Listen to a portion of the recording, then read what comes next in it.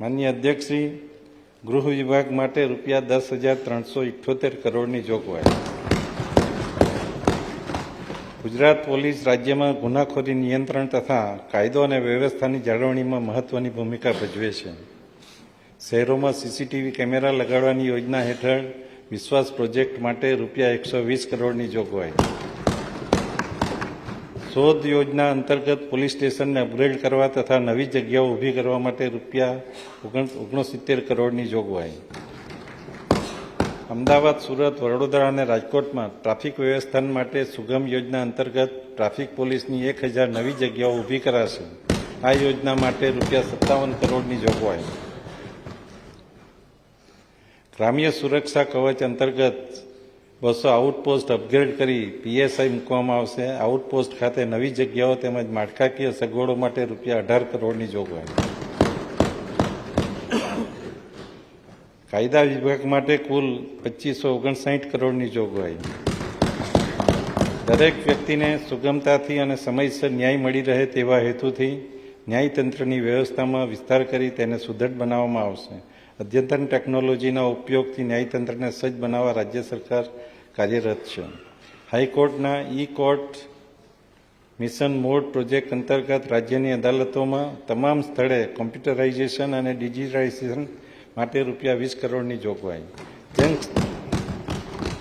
જનસંખ્યાને આધારે તાલુકાઓના ક્લસ્ટર સમૂહ દીઠ એક ફેમિલી કોર્ટ મળી રહે તે માટે 80 જેટલી નવી ફેમિલી કોર્ટ સ્થાપી તેમજ જરૂરી મહેકમ ઊભું કરવા માટે ₹5 કરોડની જોગવાઈ. રાજ્યના વકીલોના કલ્યાણ માટે ગુજરાત રાજ્ય બાર કાઉન્સિલને સહાય આપવા ₹5 કરોડની જોગવાઈ. મહેસૂલ વિભાગ માટે ₹5195 કરોડની જોગવાઈ. નાગરિકોને અપાતી સેવાઓમાં સરળીકરણ, પારદર્શિતા લાવવા જનસેવા કેન્દ્રો, ઈ-ધારા કેન્દ્રો, દસ્તાવેજ નોંધણી કચેરીઓ શરૂ થયેલ છે. દર વર્ષે અંદાજે 90 લાખ લોકો આ કેન્દ્રોની મુલાકાત લઈ સંતોષકારક સેવાઓ મેળવે છે. નાગરિકોને મળતી સેવાઓમાં વધારો કરવા અને ટેકનોલોજીના ઉપયોગ દ્વારા આ સેવાઓને વધારે સરળ બનાવવા આ કેન્દ્રોનું અપગ્રેડેશન કરવામાં આવશે. મહેસૂલી કચેરીઓ અને સ્ટેમ્પ નોંધણી કચેરીઓના આધુનિકરણની કામગીરી હાથ ધરવામાં આવશે. માન્ય અધ્યક્ષશ્રી, સબ રજિસ્ટ્રાર કચેરીઓનું સંપૂર્ણપણે નવીનીકરણ કરવામાં આવશે, જેમાં બાંધકામ, ઓનલાઈન IT વ્યવસ્થા, સીસીટીવી કેમેરા તેમજ નાગરિકો માટે યોગ્ય સગવડો ઊભી કરવા માટે ₹39 કરોડની જોગવાઈ. સામાન્ય વહીવટ વિભાગ માટે કુલ ₹2239 કરોડની જોગવાઈ. ઇન્ફોર્મેશન ટેકનોલોજી, AI અને ડેટાના ઉપયોગથી વહીવટમાં પારદર્શિતા, સરળતા અને જવાબદેહી સુનિશ્ચિત કરવા વિવિધ સ્થળે ટેકનોલોજીના માધ્યમથી સુધારા કરી પરિવર્તન લાવવા અમારી સરકાર કાર્ય કરી રહી છે.